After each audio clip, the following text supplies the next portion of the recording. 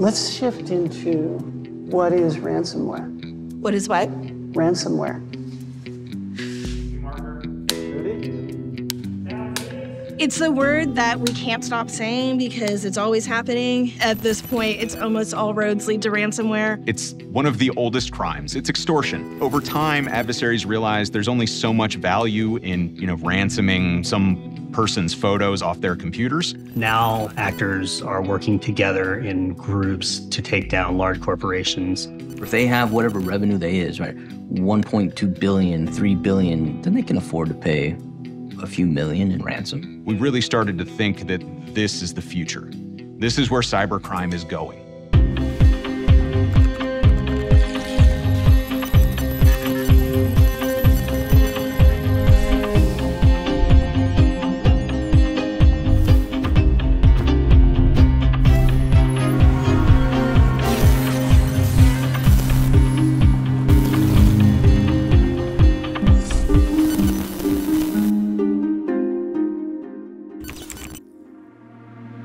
I was still at home. I was making my coffee. You expect your morning to be a time to prepare, to get ready, but when your phone starts pinging and pinging and pinging, you know something's really bad.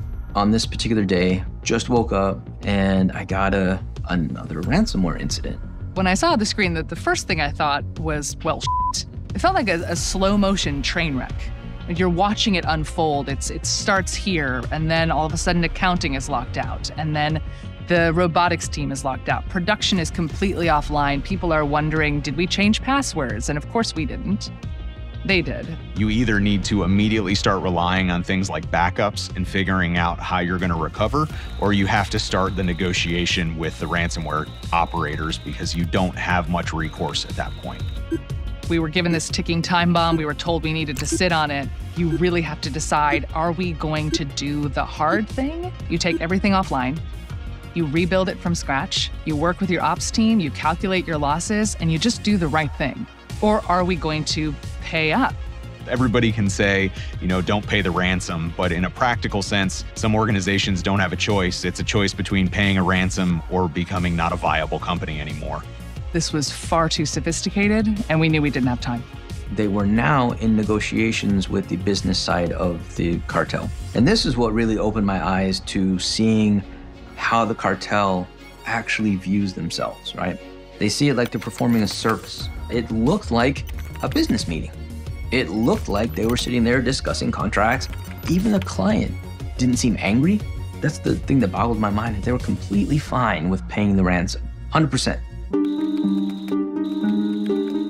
Maze came into existence or kind of coalesced as a group from a security perspective in 2019. They were looking for lots of money. Maze was one of the first ransomwares to make a very simple change. Rather than just locking up data, they exfiltrated it. Exfiltration is a fancy, stupid security word for take data out of a network.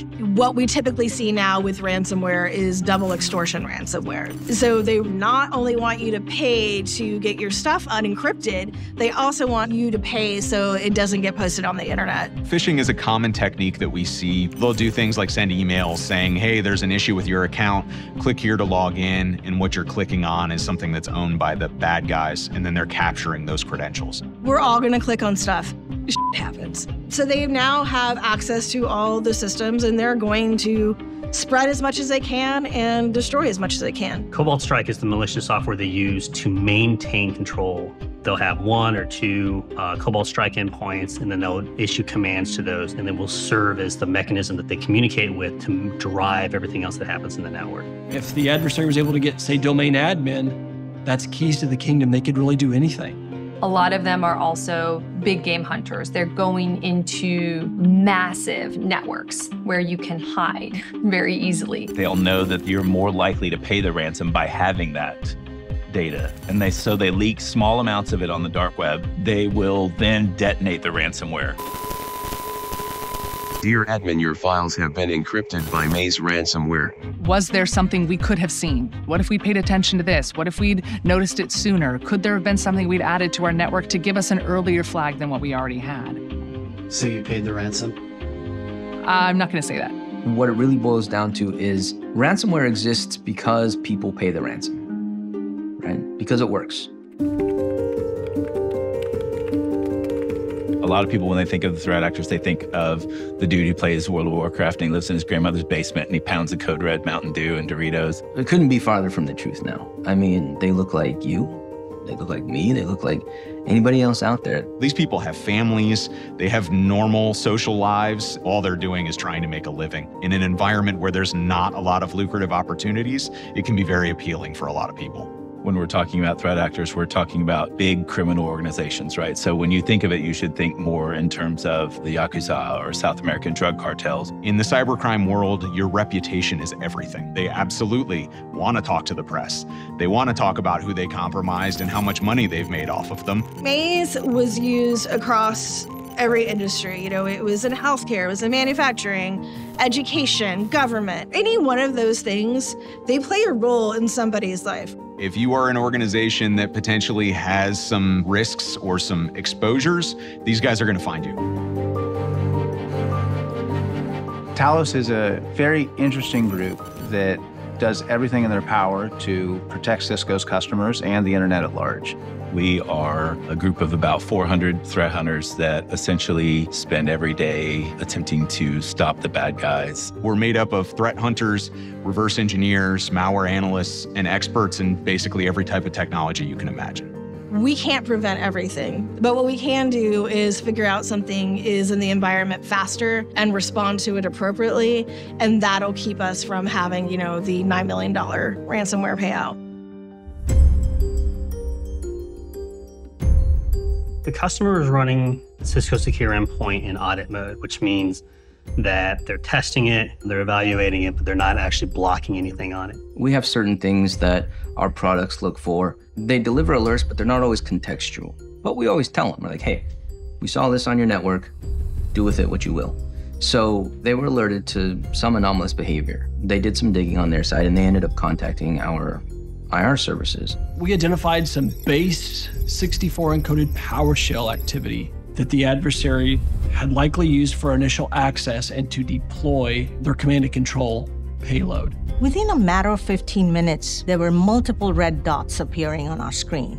And we knew there was some trouble. I mean, we couldn't take this lightly anymore. A part of the network that was attempted to be encrypted, but it failed for whatever reason. The ransomware didn't detonate properly or something. We had no idea when they were going to make the next attempt. It could be days, it could be minutes. The pressure was on. The customer fit the vertical, they fit the economic profile. We were able to get the binary out for the ransomware, and we took a look at it and we're like, yeah, this looks like it's Maze. At that point, we were like scrambling because they had a long list of logs that they needed.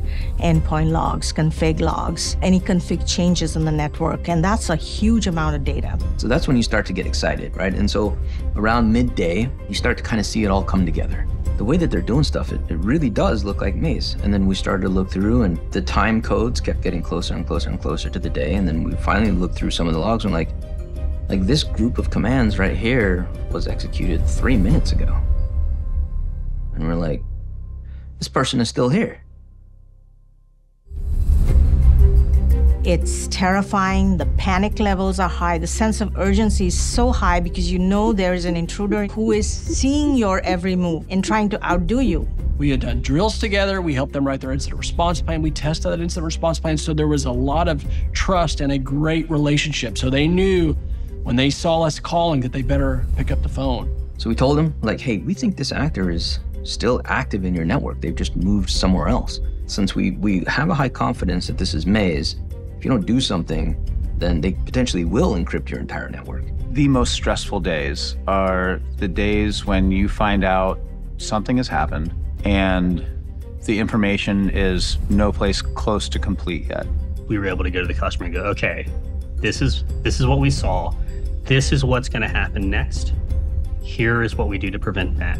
It's not lost on us that when we're doing our best work, it's because somebody else is having the worst day of their career. The minute we told them what to do, there was not a lot of debate going on internally if they should take that control, reset passwords, push this policy out. They just did it because they were worried. The risk was so high that if they wouldn't have implemented that control and ransomware would have been detonated, that's a game changer. We knew what to do. It was act now and apologize later. And that's what we did. Within hours, we were able to fully contain, that's huge. Then I think by that next morning, have them fully eradicated. Now, what we often see with ransomware actors is they'll put backdoors in place. They stopped all activity, but they still took data. So they weren't able to execute the ransomware part of it and encrypt everything, but they still exfiltrated the data. So that's the big thing for the double extortion, right? You always have a backup again. Between the proactive work on my team and then the rapid actions by the customer working on those recommendations, we were able to prevent that intrusion from becoming an encryption incident and saving that customer. With the work we do, like, winning isn't in the equation. Our best day, we tie. We tie the bad guys. Nobody wins. They don't win. What's in it for us is making the internet a safer place for everybody. We're there for our customers on their worst career day, but then we also guide them to be resilient when your vulnerability or that gap is exposed. It's a known risk. You've identified it, but you have confidence in your organization, people, process, and technology. All three of those intertwine together as it relates to resilience. The majority of us go about our daily lives. We have everything connected to us. We have everything at our fingertips in a moment's notice. And there is an invisible war that's almost being waged in the background that many people are not aware of. Cybersecurity, I think, is always going to be there because there are always going to be people who are willing to commit crimes. Maze made the amount of money that they wanted to make.